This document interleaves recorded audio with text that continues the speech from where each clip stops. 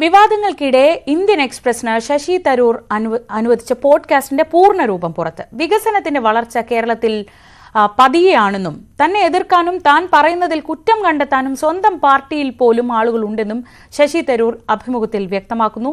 താൻ പ്രതിപക്ഷത്തായാലും ഭരണപക്ഷത്തായാലും നാട് നന്നാവണം എന്നതാണ് ആവശ്യമെന്നും ഇന്ത്യൻ എക്സ്പ്രസിന് നൽകിയ അഭിമുഖത്തിൽ ഡോക്ടർ തരൂർ പറയുന്നു.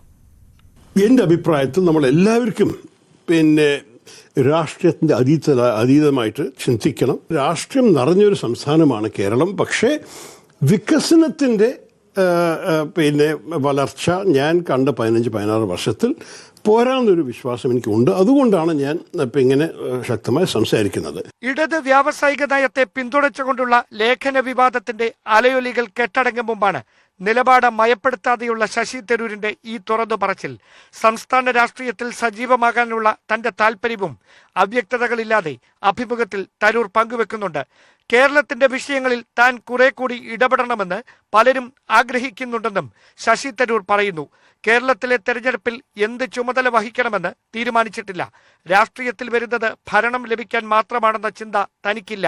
അധികാരം ലഭിക്കാൻ വരുന്നവരുണ്ടാകും, പക്ഷേ താൻ അങ്ങനെയല്ലെന്ന് ശശി തരൂർ വ്യക്തമാക്കുന്നു. പാർട്ടി അഭ്യർത്ഥിച്ചതുകൊണ്ടാണ് താൻ രാഷ്ട്രീയത്തിലേക്ക് വന്നത്. താനൊരു പാർട്ടി അംഗമാണ്, പക്ഷേ തന്റെ മനസ്സിൽ എപ്പോഴും എങ്ങനെ ഭാരതത്തെ മെച്ചമാക്കാമെന്നുള്ള ചിന്തയാണ്. കേരളത്തിന്റെ വികസനവും ഭാരതത്തിന്റെ ബഹുസ്വരതയും പ്രധാനപ്പെട്ടതാണ്. കേരളത്തിൽ എല്ലാ മേഖലയിലും രാഷ്ട്രീയമുണ്ട്, സാഹിത്യത്തിലും രാഷ്ട്രീയമുണ്ടെന്നും അഭിമുഖത്തിൽ അദ്ദേഹം വ്യക്തമാക്കുന്നുണ്ട്.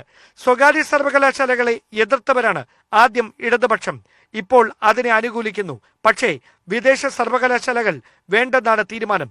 അടുത്ത 5 വർഷം കഴിയുമ്പോൾ ആ തീരുമാനവും മാറും. പുതിയ കണ്ടുപിടുത്തങ്ങൾ ഉണ്ടാകുമ്പോൾ എല്ലായ്പ്പോഴും ഇടതുപക്ഷം അതിനെ എതിർത്തിരുന്നു. മൊബൈൽ ഫോണിനെയും കമ്പ്യൂട്ടറിനെയും എതിർത്തവരാണ്. എല്ലാത്തിലും അവർ പുറകെയാണെന്നും തരൂരിന്റെ വിമർശനം. രാഹുൽ ഗാന്ധിയുമായി ശശി തരൂർ നടത്തിയ നിർണായക കൂടിക്കാഴ്ചയ്ക്ക് മുമ്പാണ് ഇന്ത്യൻ എക്സ്പ്രസിന് അഭിമുഖം അനുവദിച്ചതെന്നാണ് തരൂരിന്റെ ഓഫീസിന്റെ വിശദീകരണം. ന്യൂസ് 18 തിരുവനന്തപുരം.